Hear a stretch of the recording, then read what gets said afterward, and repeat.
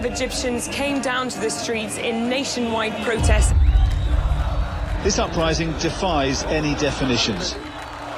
People are gathering in the largest demonstrations against President Hosni Mubarak. قرار السيد الرئيس محمد حسني مبارك بالتخلي عن منصب رئيس الجمهورية. تتذكر ولا بتعمل ايه بالظبط؟ خليني احكي لك القصة ابتدت ازاي. ابتدت لما شوية شباب جدعان عشان يحاربوا الظلم والفساد والفقر. بداية التحرير! انا قابلت مجدي عاشور في الميدان.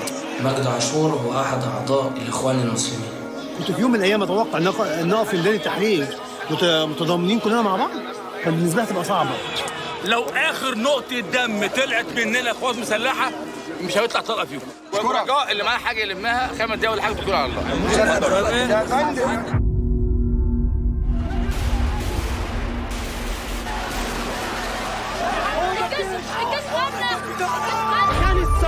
الجيش خان الثورة.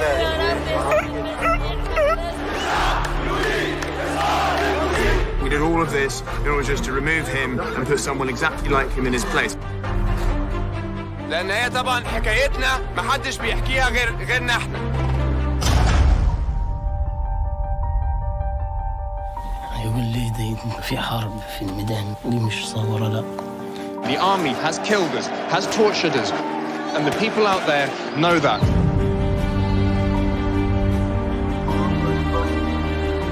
وين عاملين زي صفقة مع الجيش.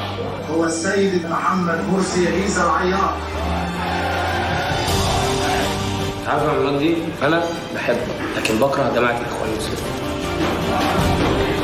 حق الاخوان يقفوا مع المجلس العسكري، المجلس العسكري اللي قتل شعبه. خدوا الميدان واعملوا اللي انتوا عايزينه والثورة جاية غصب عن اي حد.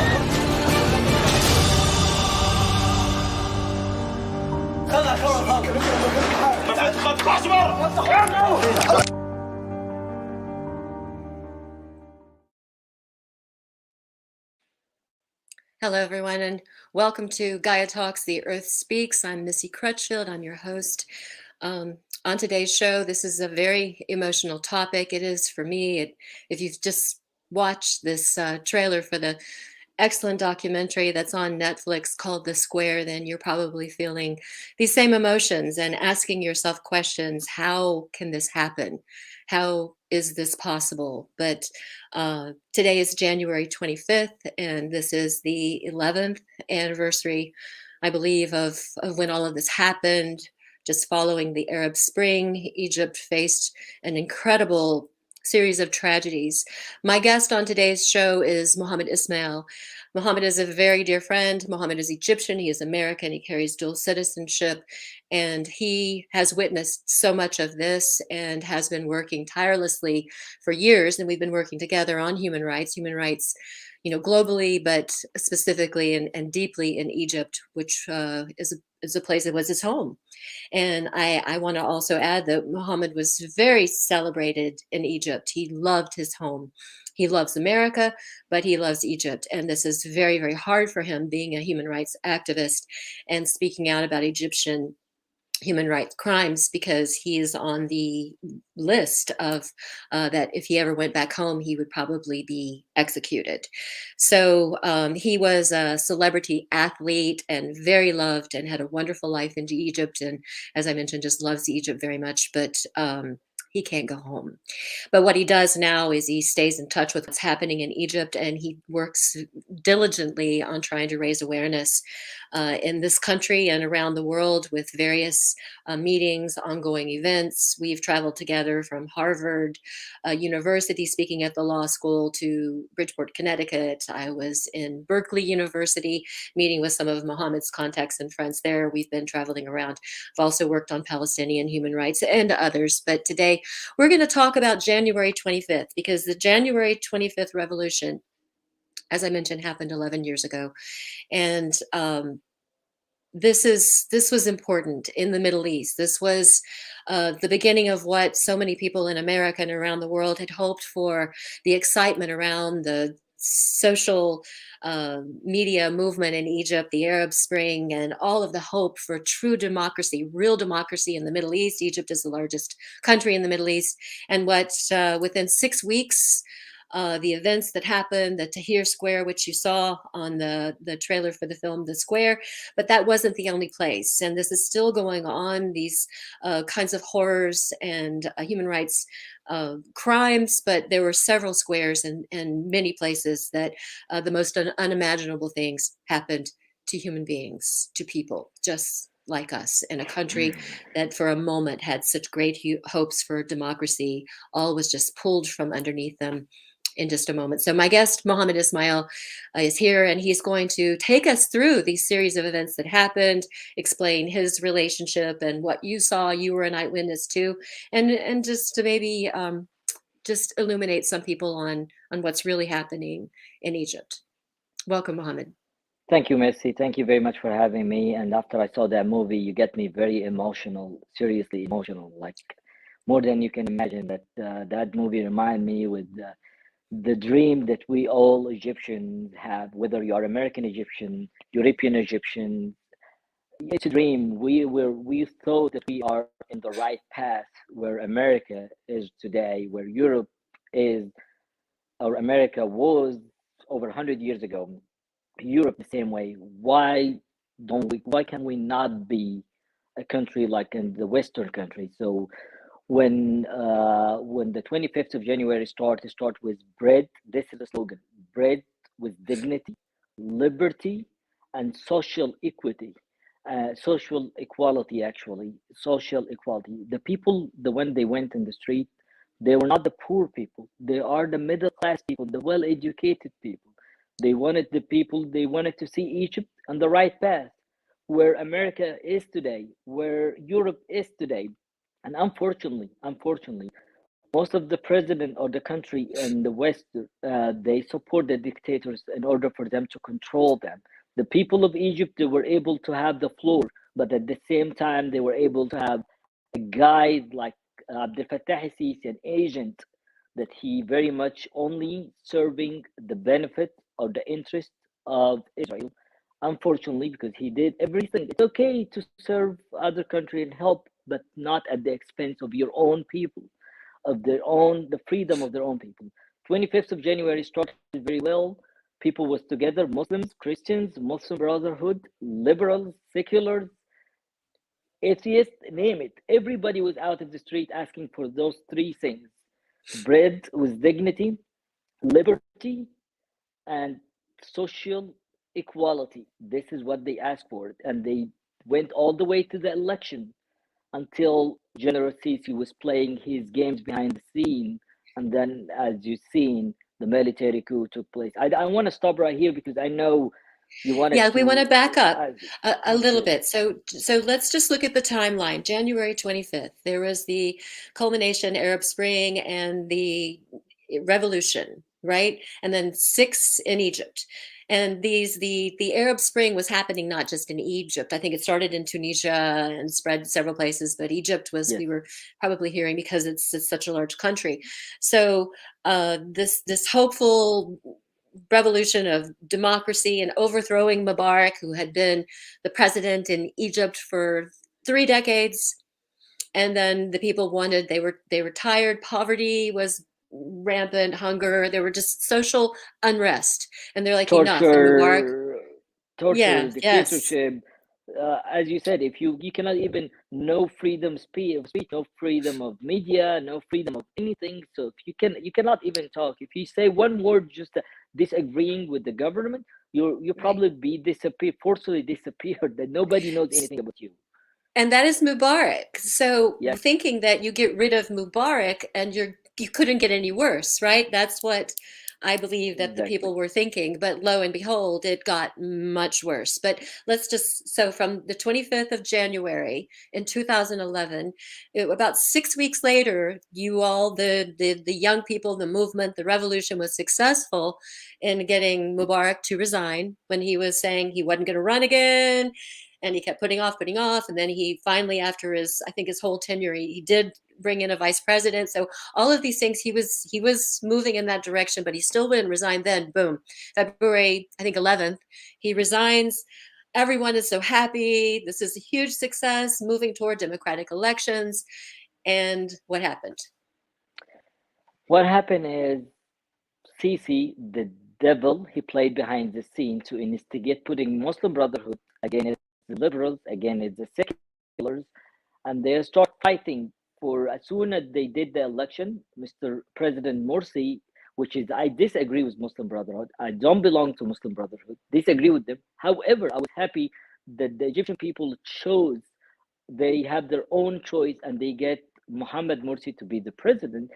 But as I said, Sisi with the West, they're starting causing problems between the other parties, and they start going in demonstrations after demonstration after demonstrations. And instead of having the 25th of January all together, one hand on the street, Muslim, Christians, Muslim Brotherhood, seculars, atheists, religious people, everybody was in the street asking for those three things I just mentioned to you. Now everybody was fighting each other, and unfortunately the military leaders, they're taking the Muslim Brotherhood in the side, talking to them. You are the strongest group. They go to the secular, the liberals. You are the one should be the president. The Muslim Brotherhood, they're gonna impose the religion. They're gonna make you wearing scarf. They are not gonna let you wearing bathing suits and all things like that. This is all crap. Never this happened, but they were playing that game until they were able to divide the Egyptian people, and they were successful, unfortunately, because we never had any experience. So they came one demonstration after another until we came to that Rabaa Square, until they removed the first elected president. And then I'm sure you have questions to ask about Rabaa Square, but just Messi, before we move on to that one, you said something earlier. Mubarak we thought he's the worst. The best ever year that Egypt had throughout the history, when the people of Egypt elected the first elected president, Mohammed Morsi, whether you agree with him or disagree with him, but he was the choice of the Egyptian people. Go ahead, Messi. Of the Egyptian people, and so the people won, the people spoke, the people's efforts toward democracy looked like it was very real. Just to back up a little bit for people who may be just learning a little about Egyptian history and government and politics. When you mentioned Sisi, so what happened is that Mubarak resigned, there were elections.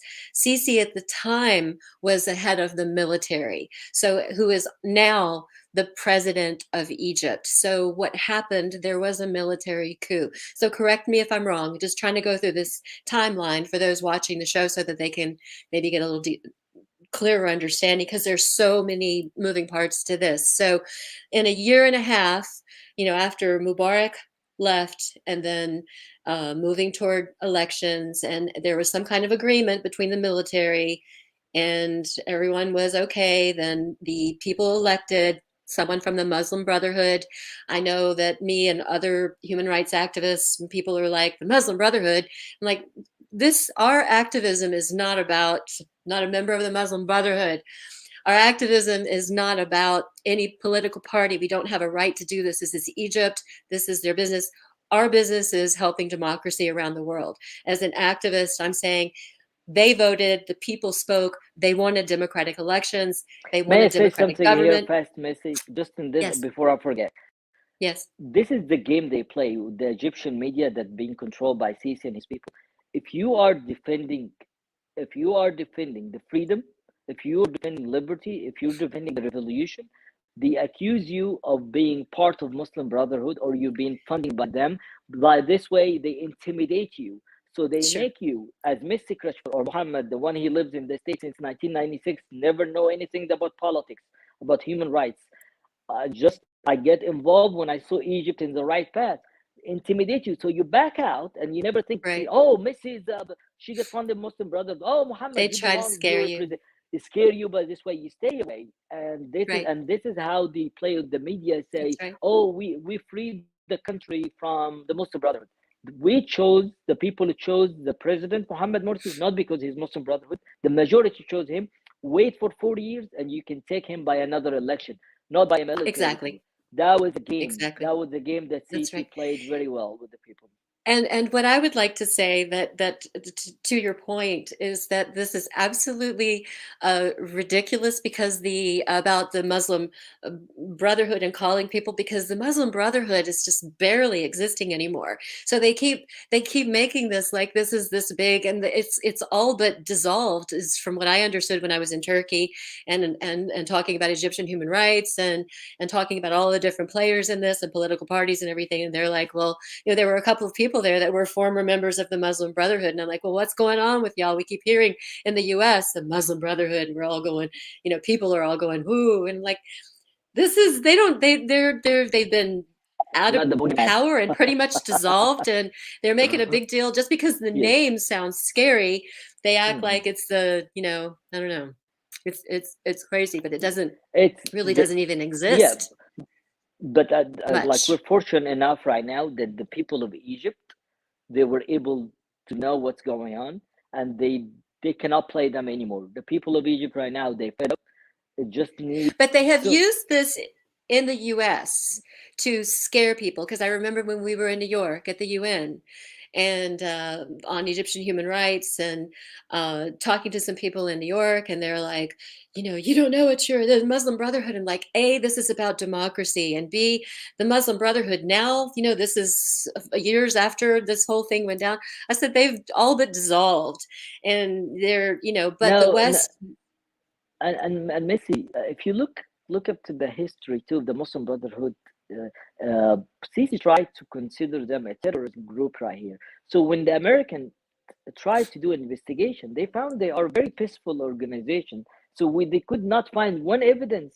Even they tried to lobby Sisi hire like the biggest 2PR companies in the States to lobby to put the Muslim Brotherhood as a terrorist group. They could not do it because they could not find one evidence to prove that they terrorist group. That's why even though they still, just as you said, a lot of people is the word Muslims Brotherhood. It starts getting to be, because of the media make it sounds like it's a bad word, but they are. Right. I disagree with their ideology. I disagree they're too much involved with themselves. But I cannot like accuse them of being like traitors or terrorists. They're certainly not terrorists, but you've got two words in there that America has been. They're like trigger points for Americans in the West, and it's this Muslim and Brotherhood. And so all you have to do are punch those buttons, and people are like, what, and then you start saying that with terrorism, and I mean, finally in this country we're starting to identify extremists as terrorists, because that's what they are. But until really relatively recently in this country, terrorism was sort of reserved for certain groups, and it was very unfair and very anti-democratic. And so I'm glad that that people are speaking out, like us, average people, just normal people, saying, I'm not going to allow this. I'll do whatever I can. If it's just a Facebook post, if it's a phone call, if I can write a letter to my senator or my representative. A conference in one of the universities, like what we did. We did in too many universities. We did at Harvard, Bridgeport, Chattanooga, UTC. Right. We did in Jimmy Carter. But one thing, Messi, I would like to mention, the West, unfortunately, they think when they support dictatorships, they think that this is for their best interest. It's actually completely opposite. Yeah. When you let the people, when you support democracy, the choice of the people, that president, he will do the best for his own people, and always he's gonna do whatever help the mutual respect. So if there is agreement, see, this is what always Sisi say. I will respect if we get Muslim Brotherhood or any free election, the people are not gonna respect the agreement with the neighbors. He's talking about Israel. Any international treaty, they are not gonna respect it. And this is not true. Any president that will be elected by the people, he's gonna try to be the reason for stability and peace and try to have progress for this country, because he want to stay in power. He doesn't want to be someone else to be elected. Well, but he knows, if he knows, just I'll tell you that part. If he knows that he stay in power because he get his support from the West, he doesn't care about the people. He only will do whatever keep him in the power. One last thing about that, ISIS. You never heard an ISIS, Al Qaeda in Egypt in your life. Throughout my life, only came in when Sisi came in power. You know why? Because he want to scare the West and tell them, look, I'm here to protect you from ISIS. You never heard about ISIS or terrorism in Sinai. It only came when Sisi came. That's give you, if you're smart, I tell you why ISIS just came when Sisi came to let America and the Europe. Look, I'm fighting terrorism. You gotta support me. I'm fighting ISIS. Where ISIS before you, Sisi, you come in. So just that's why I'm telling you. He played you. You go ahead, Messi. Okay, so the 28 minutes is going to go really fast, and we've got a lot to cover. And any of these incredibly uh, disturbing topics that you've mentioned, these issues that you've mentioned about Sisi, about terrorism, you mentioned ISIS, these could be separate shows as well. I want to go ahead in just a couple of minutes. I want to talk about the rest of the revolution, where we are today. I want to talk about that in still people, execution orders are still being sent out, and just some of the, just to help people get in check that the craziness of this. He had, I believe, Sisi is a dictator, but he calls himself president. Even Trump made a joke. His favorite dictator is Sisi in Egypt. So this military coup, now he's been president for several years, and everyone else that's involved in these issues are trying to lift up democracy. And you can check with Amnesty International, you can check with Human Rights Watch and other organizations, and they all validate this. I know Mohammed and I and several others have visited Washington, D.C. when Corker... State Department, the report by State Department, the strongest report was done 2021 and 2020, the strongest report for human rights about Egypt. U.S. State Department. Yes. So this dictator has issued execution or arrest warrants for babies. So many women. The women have been, you talk about people disappearing. So many people disappearing. Students, just no reason. Just for speaking out. Women raped. Yes, horrific crimes. Children, women. And when we were in Washington D.C. speaking with Senator Corker when he was senator and over foreign relations, and shared with him, one of the gentlemen that were with us was a student in New York, or Rutgers, sorry, and he had shrapnel in him from being there at some of these squares in these protests years ago, and Corker's office, they were very welcoming and understanding, but they said that the only thing we're not disagreeing with you. Actually, they agreed with us that this was all going on. It's been documented, and the documentary shows a piece of it, but it's very clear, you can't dispute it. But they said the people have to speak out. The people have to bring these things to the media. The people have to show pictures. They have to tell stories. They have to make it so that we can go in and say our constituents. So in a day and a time that you think you can elect someone, you can go to the polls and not worry about it, that they're going to carry on with your views and your interests and your values. That's not necessarily true. You have to stay on them. It really is the squeaky wheel. So where are we today, and what's happening today, and what can people do? Right now, unfortunately, people cannot talk. People cannot write on the social media. You just mentioned earlier, I cannot go back to Egypt. You know why I cannot go back to Egypt? Because I write freedom and democracy. Because I go to conference and say, we need our freedom and democracy. Now they would arrest you. I hope they only arrest me. I would probably be executed. I'm so sorry. Yes, I mean, this person disappeared. Nobody will hear. Might be my American passport will protect me a little bit that I get, but for a while I will stay that nobody will hear anything. No economy. The Egyptian, the Egyptian land was very small right now. He gave the biggest two island, or the best two island in Egypt, Tirana and Sanafir, give it to Saudi Arabia to stay in power. And this is for the interest of Israel as well. He gave the natural gas in the Mediterranean Sea. This is our land that's supposed to make it's good for the Egyptian people, but because Netanyahu at the time was a big support, which is the prime minister of Israel, he gave part of our land, part of our natural gas that we found in the Mediterranean. these issues are all connected. Mohammed, we've got one minute.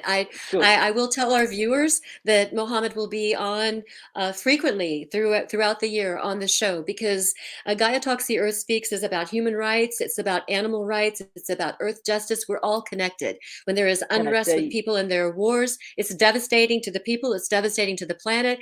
Everything is affected. So when we work for good, good happens across the board. So can you let people know how to find you, Mohammed? We've got just a few more seconds. Okay. Egyptians Abroad for Democracy and Facebook, and Egyptian Abroad for Democracy.com. But Missy, I really want to say one last thing, very important. Okay. That unfortunately, that the people of Egypt, they now have animosity against the West, America, because they think the Egyptian, the American people, the same like Trump. We tell them, you and I, we are the bridge. Tell them, American people, not all of them Trump. There's some of them Messi Crutchfield, some of them Medea Benjamin, some of them other president, that Jimmy Carter. The problem is, if Egypt get the right, they always think that America and the West, they are the reason for the women to be raped and killed, to be disappeared, to be tortured. Please support democracy. Do not cause animosity between the people of Egypt and the people of America by supporting a killer. They're killing their kids, torturing them, imprisoning them. This is what I want to say to the American people. Talk to your congressman. Tell them support democracy, support freedom, and don't support General Sisi. Thank you very much. Mohammed.